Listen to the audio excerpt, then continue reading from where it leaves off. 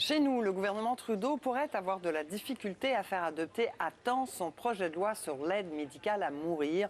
Ottawa a jusqu'au 18 décembre pour répondre à un jugement d'un tribunal québécois qui lui impose d'éliminer le critère de mort prévisible en vue d'obtenir cette aide à mourir. Mais Daniel, les conservateurs ne le voient pas comme ça. Ils exigent des changements, des modifications au projet C7. Des modifications, Geneviève, et surtout plus de débats sur un sujet qu'ils considèrent extraordinairement important. Petit retour en arrière, le gouvernement doit modifier, le gouvernement fédéral doit modifier la loi sur l'aide médicale à mourir. C'est le but du projet de loi C7 pour répondre à la décision de la Cour supérieure du Québec dans l'affaire Truchon-Gladu. Cour supérieure qui a invalidé la notion de mort raisonnablement prévisible.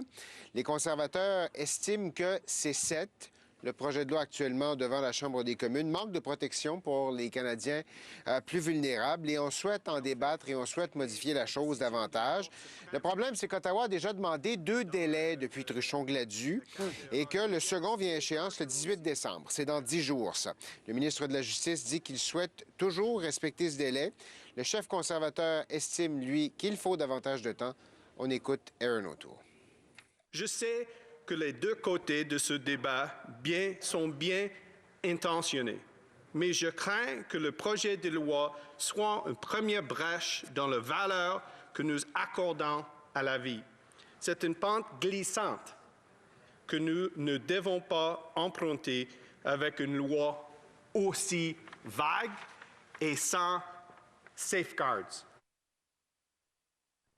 Est-ce que ça veut dire, ça, Daniel, que la session parlementaire pourrait être prolongée? Bien, ça fait clairement partie des options qui sont sur la table pour le gouvernement parce que la session à Ottawa, normalement, se termine ce vendredi. Alors, si les choses continuent à ce rythme-ci, on pourrait avoir besoin de davantage de temps. Les autres options, ce serait d'imposer le bâillon, mais c'est toujours un peu délicat sur des questions comme celle-là. Et puis, on pourrait demander à la Cour un délai supplémentaire, comme les conservateurs le demandent, surtout que le gouvernement de M. Trudeau souhaite éviter qu'il y ait un vide juridique sur cette question-là au Québec. Bref, on verra ce qui va être discuté au cours des prochains jours, mais le gouvernement devra se faire une tête et devra le faire rapidement. Daniel Thibault à Ottawa, merci. Au revoir.